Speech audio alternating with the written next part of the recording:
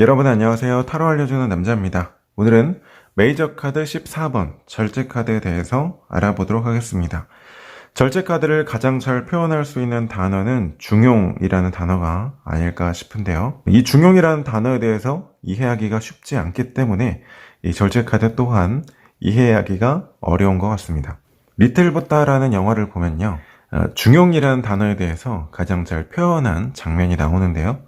고타마 시달타가 6년간의 고행 끝에 우연히 어떤 대화를 듣고 깨달음을 얻는 장면이 나옵니다.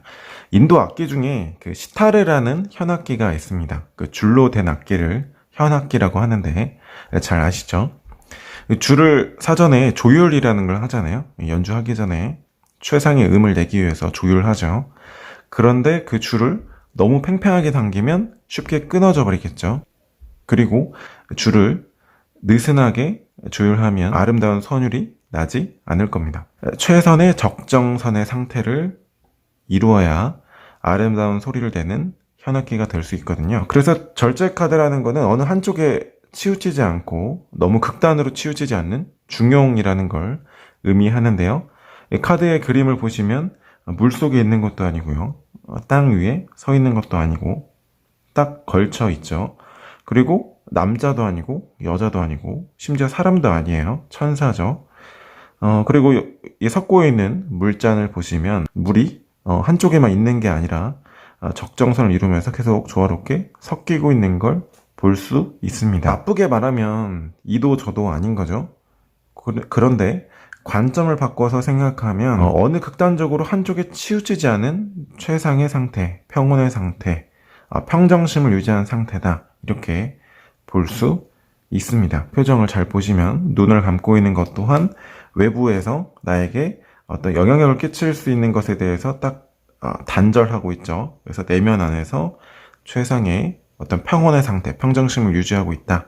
이렇게 그림을 이해하시면 되겠습니다. 그래서 이 물을 섞고 있는 이 장면은 중용, 그리고 뒤편에 뻗어있는 이 길은 중도라고 생각하시면 될 것 같은데요.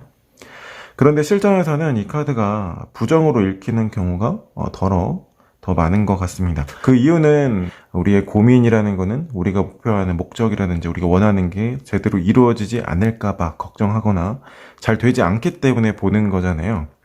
그런데 살아가면서 우리가 그 원대한 꿈과 포부를 가지고 다 꿈을 가지고 막 진행하는 것도 있지만 덜어는 되게 나의 욕심으로 어떤 게 됐으면 좋겠고 어떤 걸 얻었으면 좋겠고 어떤 걸 얻지 못하면 어떡하나 이렇게 전전긍긍하는 경우가 많거든요.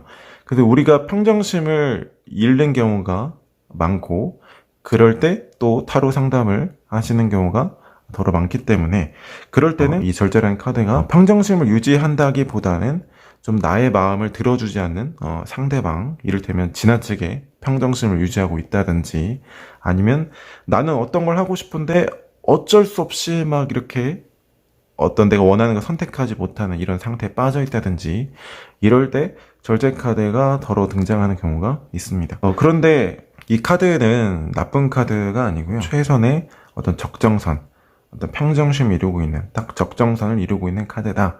이렇게 카드를 이해하시면 되겠습니다.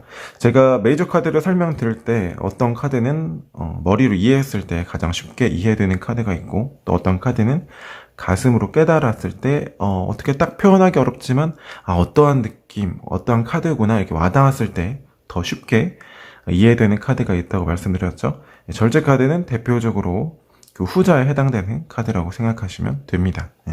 실전에서는 절제 카드가 이렇게 등장할 수 있습니다. 물론 어디까지나 카드 이해를 돕기 위한 대단히 비약적인 예시일 뿐이지 실전에서 무조건 똑같은 질문에 절제 카드가 나온다고 해서 그렇게 해석되는구나 이렇게 해답지처럼 외우시라는 목적은 아니기 때문에 그 점은 꼭 참고로 부탁드리겠습니다. 그리고 실전에서 원카드로 보는 경우는 흔하진 않거든요. 그래서 그냥 이제 카드 공부를 하기 위함이다 이렇게 생각하시고 봐주시면 감사하겠습니다. 예를 들어서 그 사람이 나를 좋아하고 있나요? 나에 대한 마음이 어떤가 이렇게 물어봤어요. 그러면 절제 카드가 나왔어요. 그러면 그냥 이분법적으로 한번 생각해 볼게요. 이제 카드 공부를 위해서 좋아하는 걸까요? 안 좋아하는 걸까요? 네. 정답은 좋아하는 마음이 어느 정도는 있겠다 정도 수준이 답일 것 같습니다. 우리가 흔히 생각해보면 내가 누군가에게 관심이 없어요. 그러면 구태여 이 중용의 자세를 취할 이유가 없습니다. 그냥 마냥 친구를 생각한다거나 아니면 아예 관심이 없다거나 이럴 텐데 굳이 중용의 자세를 취해야 된다는 것은 나에게 일부 마음이 없지는 않겠구나 이렇게 볼 수 있겠죠. 그런데 이 카드를 해석해 줄 때 마음이 있습니다 이렇게 해석을 해주면 어때요? 내담자는 상대방이 나를 좋아했으면 좋겠다라는 기대 심리를 엄청 가지고 있는 상황이잖아요. 그런 상황에서 타로 리더가 마음이 있어요 이렇게 리딩을 해버리면 타로 리더가 이해한 거는 딱 어느 정도 수준인데 내담자는 본인의 그 무의식 속에서 가장 최상의 단어를 고르거든요. 그래서 이런 카드가 나올 때에는 마음이 있어요. 역시 뭐 내담자를 좋아하고 있어요. 이런 어떤 극단에 치우쳐진 표현보다는 어떤 적정선을 이루는 단어 선택을 하시는 게 조금 더 바람직합니다. 마음이 있는데 그러면 고백하면 안 되나요?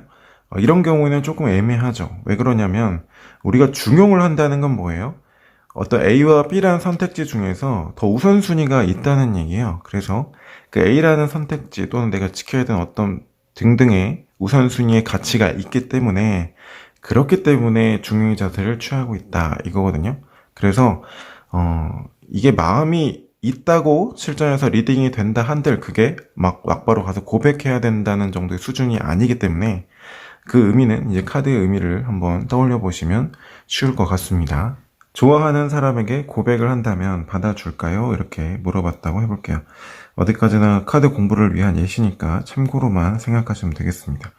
그러면 받아줄 것 같으세요? 이 카드를 보면 나는 너의 마음은 잘 알겠는데 뭐 좋은 사람인 거 알겠는데 그런데 나는 너의 마음을 받아줄 수 없는 그런 상황, 객관적인 외부적인 현실이 존재해. 그래서 어쩔 수가 없어 정도로 이제 리딩 할 수 있겠죠. 이번에 새로운 사업을 하려고 하는데 잘 될 수 있을까요? 질문했다고 해볼게요. 첫 번째, 여황제 카드. 내가 이 사업을 잘 하고 싶어. 잘 성공시키고 싶어. 또는 이 아이템이 괜찮은 것 같아. 이런 욕망이라든지 어떤 그런 마음, 바람 정도로 보시면 될 것 같고. 그런데 내가 현재 사업을 막 이렇게도 해보고 싶고, 뭐 저렇게도 투자해보고 싶은데, 조금 그렇게 한쪽으로 막 공격적으로 투자할 수 없다든지, 아니면 이 사업에 집중할 수 없다든지 그런 상황에 처해 있는 것 같아요. 그래서 내가 이 사업을 하기 위해서는 또는 이 사업을 하려면 이걸 먼저 해야 돼 또는 이거를 그 후순위로 해야 돼 이런 우선순위라든지 그런 명확한 기준이나 어떻게 해야 되겠다라는 것들이 정해지게 될 것이다 이렇게 리딩할 수 있겠네요. 부정적인 감정에 치우칠 때 그것은 여러분 자신이 아닙니다. 한없이 즐겁기만 할 거라는 기대감에 부풀 때 그것 역시 여러분이 아닙니다. 여러분은 스스로의 감정과 생각에 지배되지 않아도 됩니다. 타인의 생각에 끌려가는 것만큼 나의 생각과 감정에 끌려가는 삶 또한 내가 아닌 것에 지배당하고 있는 것입니다. 지나친 슬픔 뒤엔 큰 기쁨이 있고 지나친 기쁨 뒤엔 큰 슬픔이 있기 마련입니다. 즐거움이 행복이라고 생각하면 그 뒤에 있을 슬픔에 헤어나오지 못하고 괴로움에 매몰되면 그 뒤에 있을 현재를 바라보지 못합니다. 내가 어느 극단으로 치우쳐져 있다고 느낄 때 한 발자국 물러서서 나 자신을 지켜봅시다. 그리고 심호흡을 크게 해보세요. 날숨에 나를 괴롭히던 생각을 실어 흘려보내보세요. 진정한 힘은 스스로의 절제로부터 나옵니다. 지금까지 타로 알려주는 남자였습니다. 고맙습니다.